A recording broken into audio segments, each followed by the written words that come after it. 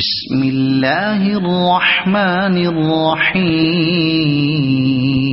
ایک رات سلطان محمود غزنوی کو کافی کوششوں کے بعد بھی جب نیند نہیں آئی تو اپنے غلاموں سے کہنے لگے، لگتا ہے کہ کسی مظلوم پر آج کوئی ظلم ہوا ہے، تم لوگ گلیوں میں پھیل جاؤ اور اگر کوئی فریادی نظر آئے تو اسے میرے پاس لے آؤ۔ تھوڑی دیر بعد وہ سب واپس آ کر کہنے لگے، سلطان، ہمیں کوئی بھی فریادی نہیں ملا، آپ آرام سے سو جائیں۔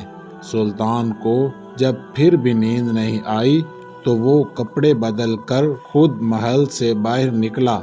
محل کے پچھواڑے میں حرم سرا کے نزدیک انہیں کسی کی فریاد سنائی دی، اے اللہ، سلطان محمود اپنے مصاحبوں کے ساتھ محل میں عیش و عشرت کی زندگی گزار رہا ہے اور محل کے عقب میں مجھ پر یہ ظلم توڑا جا رہا ہے۔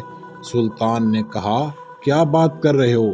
میں محمود ہوں اور تمہاری فریاد رسی کے لیے آیا ہوں، مجھے بتاؤ کیا ظلم ہوا ہے تمہارے ساتھ؟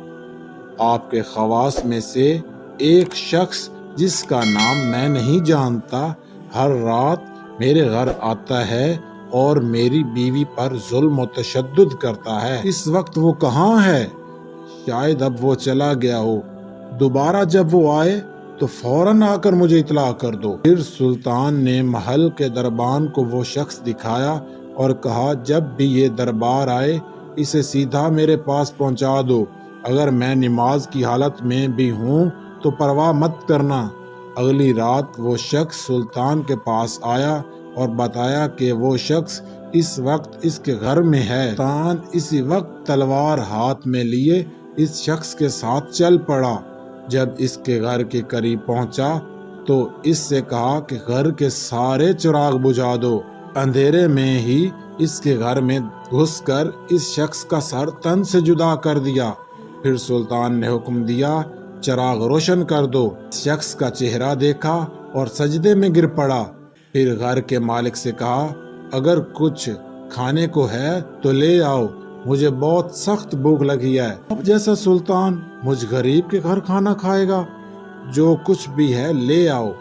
وہ شخص ایک سوکھی روٹی اٹھا لایا جسے سلطان نے بڑی رغبت سے کھایا۔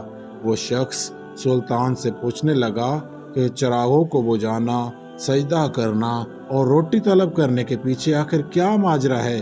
سلطان نے فرمایا، میں نے جب تمہاری داستان سنی تو سوچا کہ میری سلطنت میں ایسا ظلم کرنے کی ہمت صرف میرے کسی بیٹے کو ہو سکتی ہے۔ اندھیرا کرنے کو اس لیے کہا تھا پدرانہ شفقت میرے انصاف کے راستے میں حائل نہ ہو جائیں۔ آگ جلنے پر جب میں نے دیکھا کہ وہ میرا بیٹا نہیں ہے تو میں سجدہ شکر بجا لایا۔ کھانا اس لیے مانگا کہ جب سے مجھے تمہاری مصیبت کا علم ہوا میں نے اللہ کے سامنے قسم کھائی تھی کہ جب تک تمہیں انصاف نہیں مل جاتا میرے اوپر روٹی حرام ہے۔ اس وقت سے اب تک میں نے نہ کچھ کھایا تھا نہ پانی پیا تھا۔